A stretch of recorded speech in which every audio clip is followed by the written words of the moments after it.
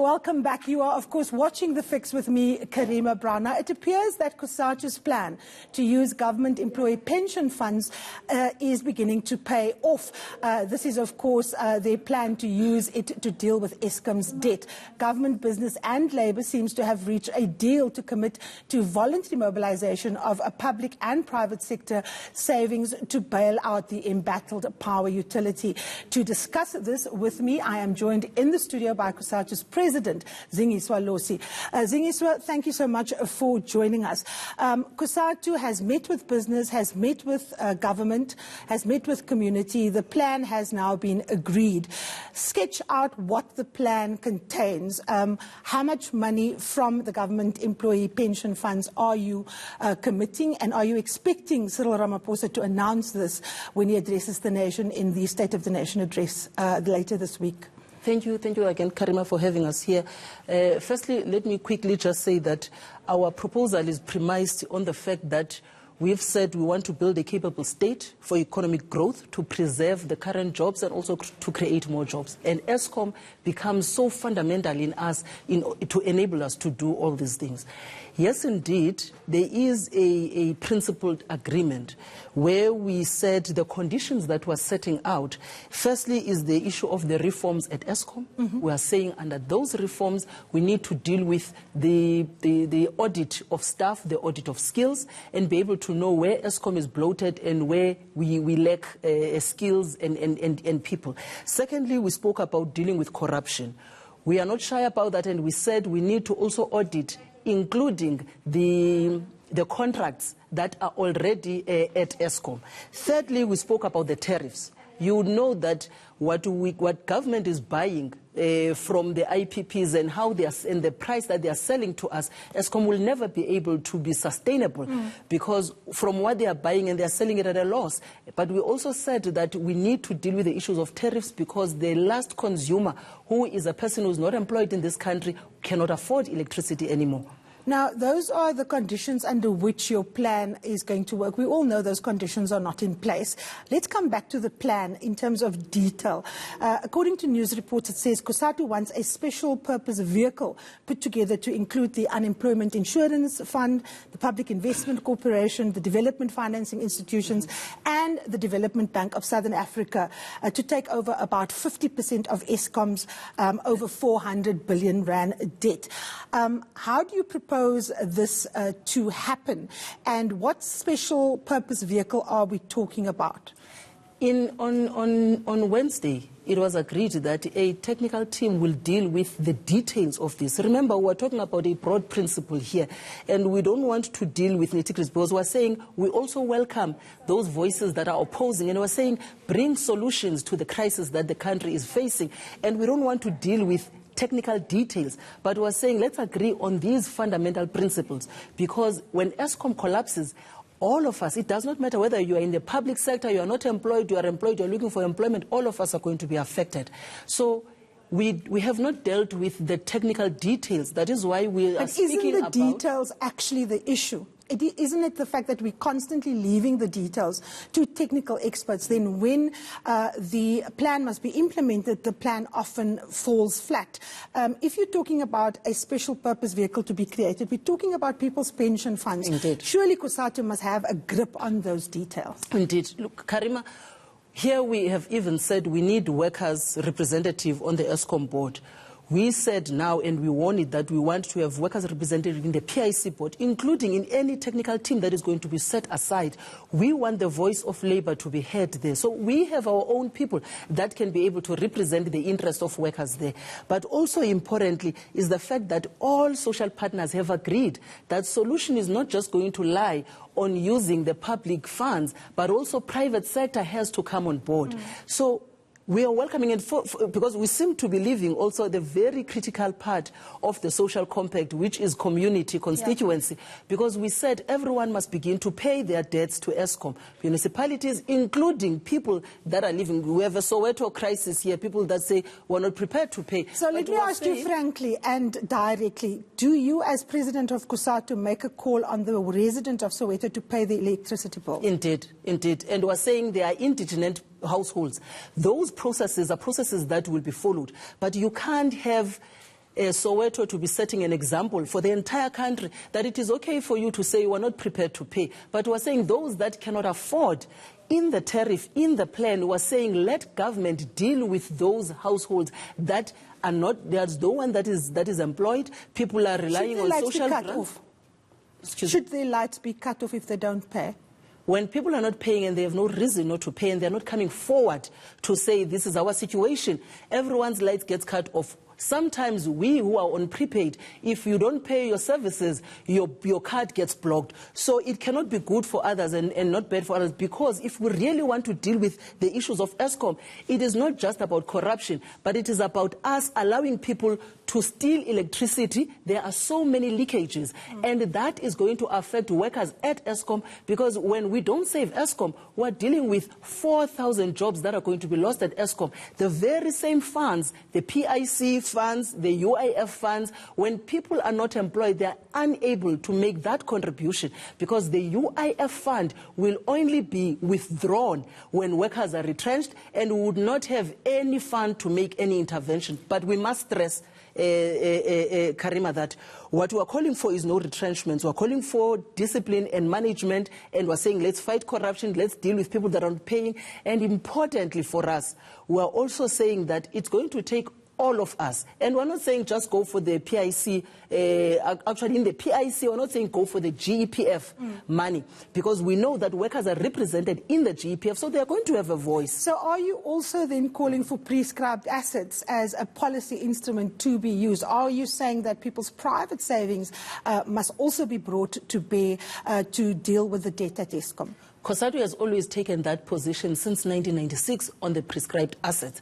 And the Congress has also affirmed that, because ours is about taking this country forward. But also we must stress that this is not a new proposal that Cosatu is coming for. South Africans must remember that last year, we as the Federation said to the PIC and the UIF, we need to save 140,000 jobs in the private sector where we bailed out Eskom.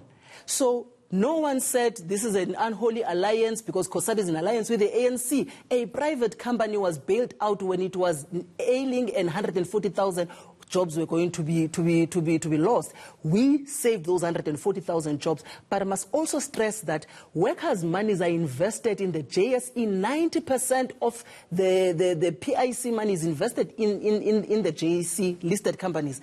10% of workers' pension funds are listed on invested on unlisted companies in the malls.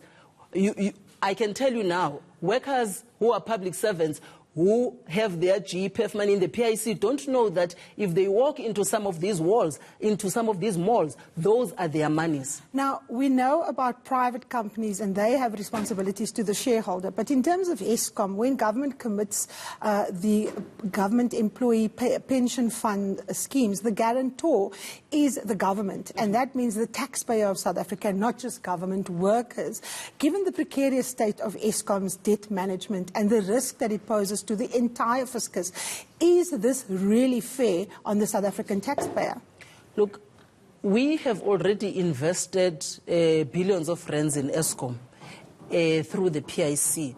And we're saying if we want to also save the money that we have already invested, our investment, that is why we're saying let us agree on a vehicle that is going to be guaranteed through bonds, as already we have done.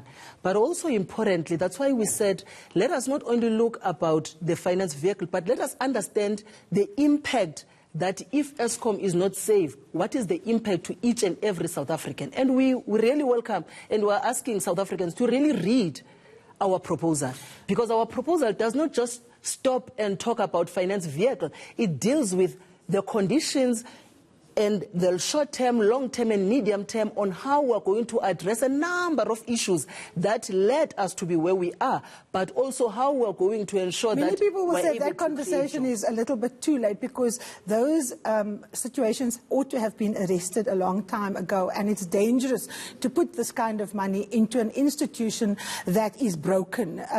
But let's come to the point of your power as Cosatu to persuade the African National Congress, your alliance partner, and in turn the government to adopt this plan? The President is said to be in favour of this plan. The shareholder, in this case, the Minister for Public Enterprises, is said to be supportive of this plan.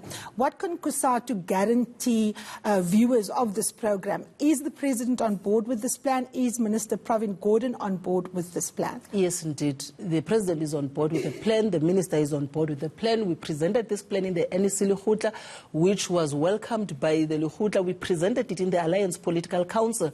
We presented it at NETLEC. And Labour constituency, in principle, agree.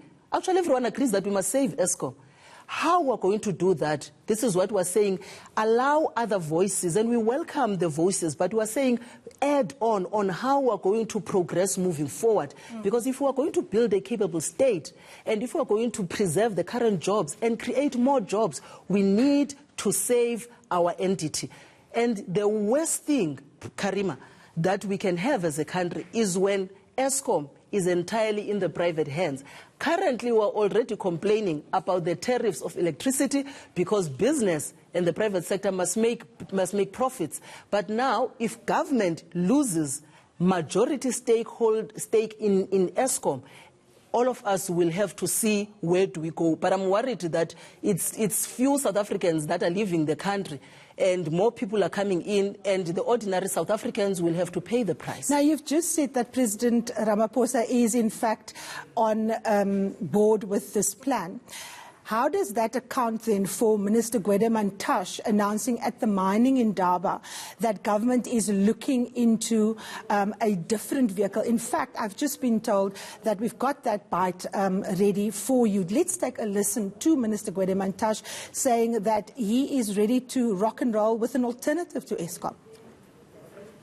We've taken a decision that we'll talk to investors who are going to go everywhere where we can get investors to start a generating company outside of Eskom.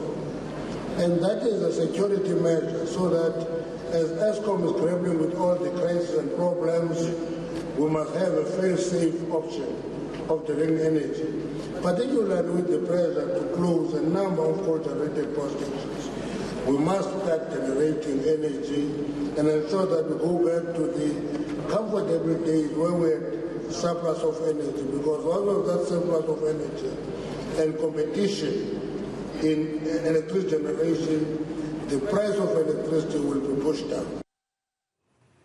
Now, that's Minister Gwede Mantashe saying that another state entity, which could potentially be a rival to Eskom, is going to be established.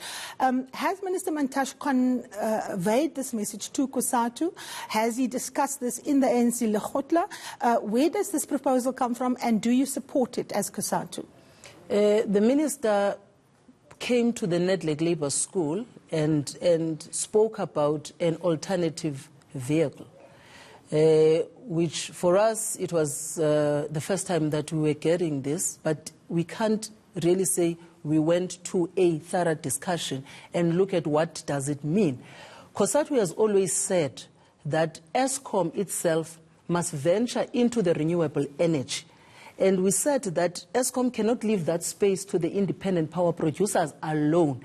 Of course, we understand that already even some households are producing their own electricity through solar panels. But we said government owns big pieces of land, and we have the sun, we have the wind, we have the land. Can we use the expropriation without compensation of land to expropriate pieces of land and be ensure that government is going to be the major player competing with the private sector on the renewables? That is going to respond to to Eskom generating of electricity's capacity, and just to interrupt you respectfully.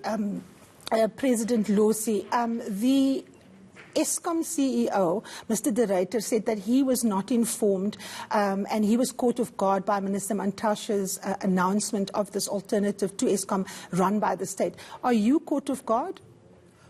we must say we are caught off guard in the sense that we have never had any discussions with the minister except when he made this presentation. Does the minister have a mandate? Did government discuss this? Did the ANC, you sit on the ANC's National Executive Committee, you were in the Lekgotla.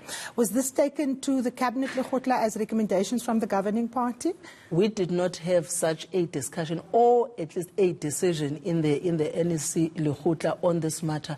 I'm not sure what would have been discussed in the government Lekgotla, but I think had it been such a discussion and a decision, and I guess that those that are given a responsibility to lead Eskom should have first be taken on board before such a pronouncement can be made. The reason why I'm asking where Minister Mantashe gets his mandate from is because, of course, in the Sunday Times today, Minister Mantashe, again on the sidelines of an ANC conference, spoke in his personal capacity in the Eastern Cape, saying that the beleaguered national carrier SAA must be sold off because it is actually just flying the elite around, that the working class doesn't use planes.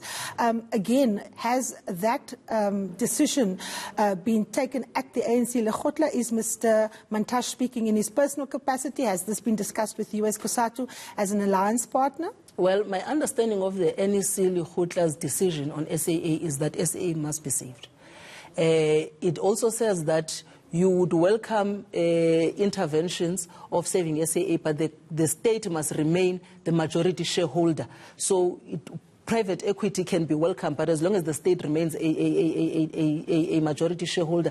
And also the option of closing routes, it was rejected in the NEC Lekgotla that you can't close particularly domestic routes, because what we have also argued as a federation in the Lekgotla is that instead of closing domestic routes to SAA, we need to relook into the licensing of other international airlines that are running domestic routes, because if you fly into the region and you fly into the international space, when you land in Heathrow or anywhere else in the world, you would never have SAA running domestic routes. Why are we having British Airways running domestic routes? Why are we having FlySafair and all other international airlines that are competing with Mango and competing with SAA? How do you expect that organization to be profitable? So, but also we agreed that you need to do a restructuring at SAA. So the part of selling off SAA has not been a decision of the Lekgotla of the ANC. So you don't just wear two hats, you wear three hats. You are also on the Central Committee of the South African Communist Party. On Friday, they actually released a statement saying that they are very disappointed in the business rescue operator and the way in which they've gone about cancelling those very domestic routes. Now, again, Mr. Mantashe sits on that same Central Committee of the South African Communist Party with you. It means that Mr. Mantashe is speaking without a mandate from the South African Communist Party, from the African National Congress. He's no longer in the unions. He certainly doesn't have your backing. Why would Mr. Mantashe be making this statement, given that we all know him as a stickler for process? He always says, I don't want to discuss the input of a discussion. I want to discuss the outcomes. There has been no discussion on this. And in fact, you are saying that the discussion that was held was to not have those routes cancelled. Why do you think Mr. Mantashe deliberately spoke out on the sidelines at the ANC gathering in the Eastern Cape? It's a pity, Karima, that he then was not available for an interview after he said what he said. Then we would be able to understand why he raised those issues, particularly as the chair of the African National Congress, where he supposes, you say, put everyone on the line, that you can't speak outside what the party has pronounced on. Your personal views do not matter after a decision has been taken, because you have an opportunity to raise your views in the constitutional meetings of the organization. Outside, it means you are now moving against the mandate that you are supposed to be carrying forward. But Mr. Mantashe is a very, very adept and adroit politician. He knows that when he speaks with the weight of being a minister and being in the cabinet and being a heavyweight in the top six. He is the chair. So he was obviously speaking to a particular constituency. Is Mr. Mantashe, in your view, trying to woo business to the idea that we should get rid of SAA? And how are you going to engage with him as Cosatu on this?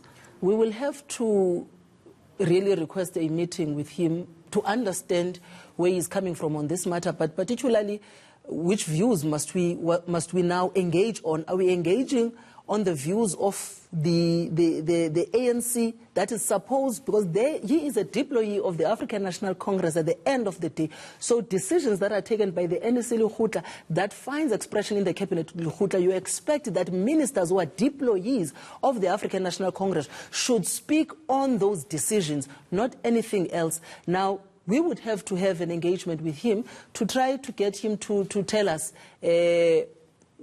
where are those views coming from. But importantly, our interest is on the decisions that government has taken, not on personal interest and personal views. But let's look at the decision around government's, institution of the rescue plan. There, all the parties have to agree. You are bound by regulations.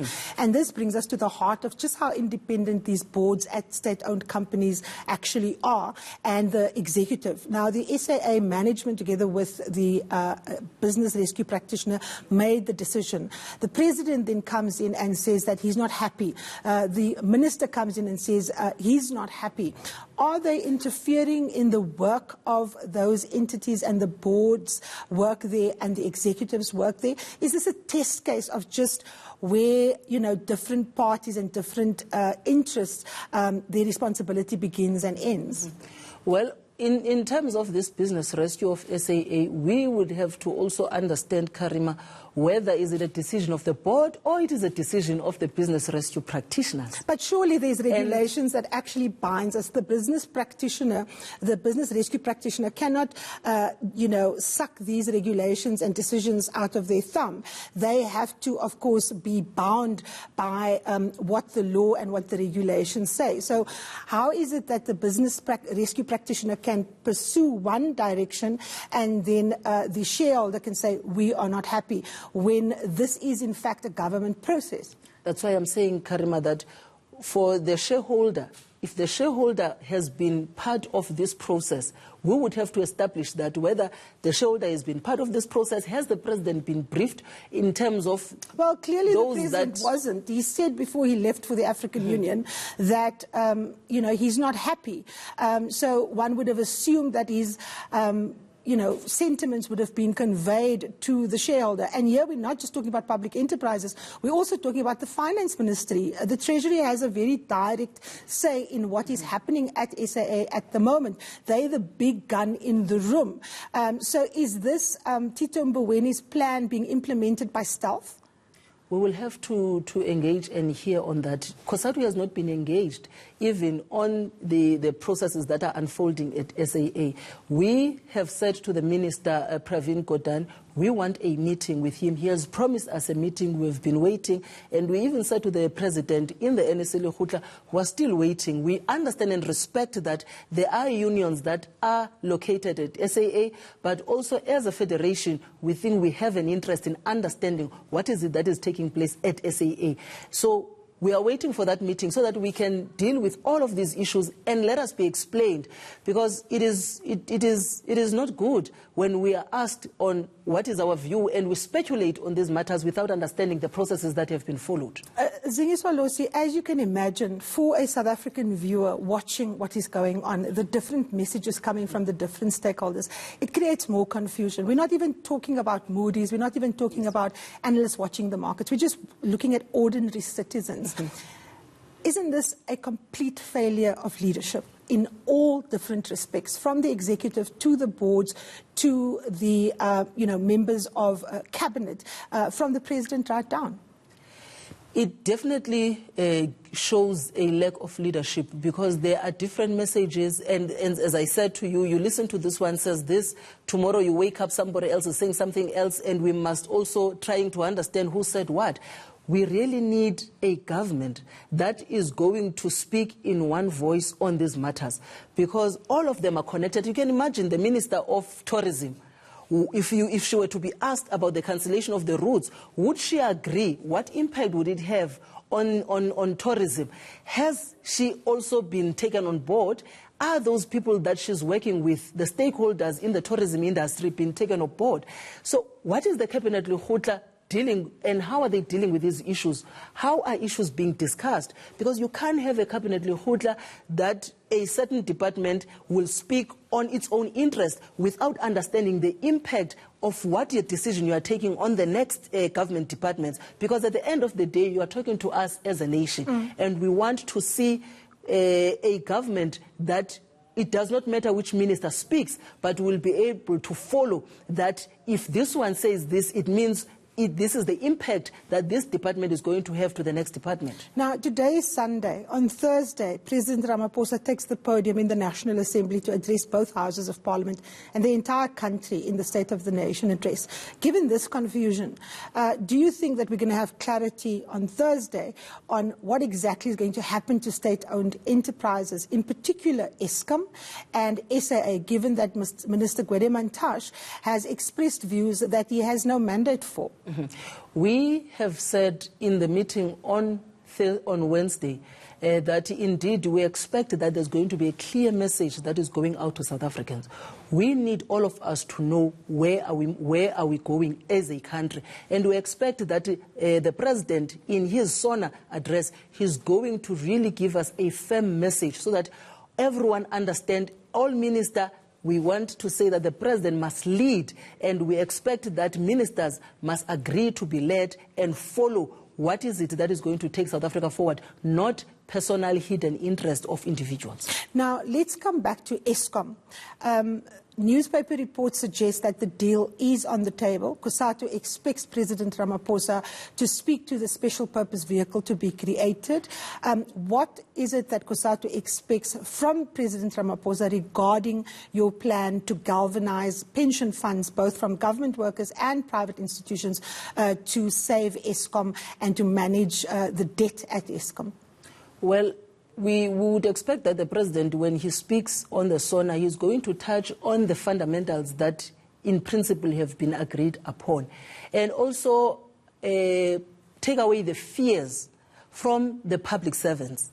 We have also said in our proposal as a federation that we expect that even pension funds of the national office bearers should come on board, because workers, the fear of workers is that, look, you are talking about using our pension funds, our UIF, our compensation fund, when those that have contributed to the collapse of these SOEs, their pension funds are not taken away. And we're saying bring all those, including the National Office Bearers pension funds, to this finance vehicle, so that all of us can understand that when we are speaking about a social compact, and all of us as social partners understanding the importance of saving Eskom, it is not others being excused in terms of the finance vehicle. But we must say that for us, it gives us a pleasure to know that including business sector has in principle agreed on saving Eskom and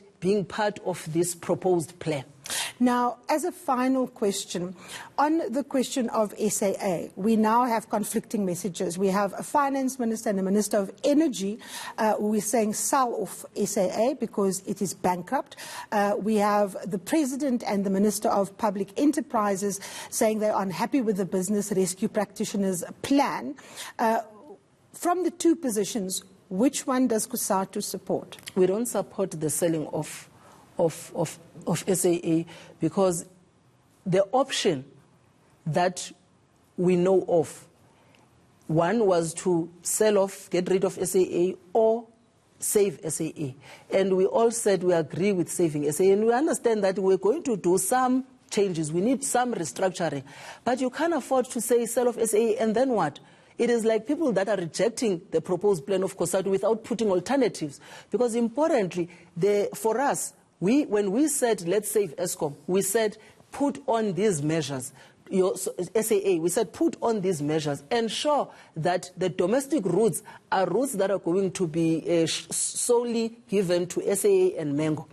We said if you want to also extend those routes of SAA to Mengo, let us make sure that no jobs will be lost, because it means you're also giving the rest of the business. And you can imagine if you were to remove international airlines from the domestic routes, it will create more business opportunities for SA and Mango, and employment will even escalate. Job creation for those workers that have already been retrenched or affected by the SAA plan. All right, that is where we will leave it. Thank you very much, Cosatu President Zingiswa Losi, speaking to us about the Federation's take both on Eskom and SAA. Next up, we take a look at the stories making headlines in the weekend newspapers.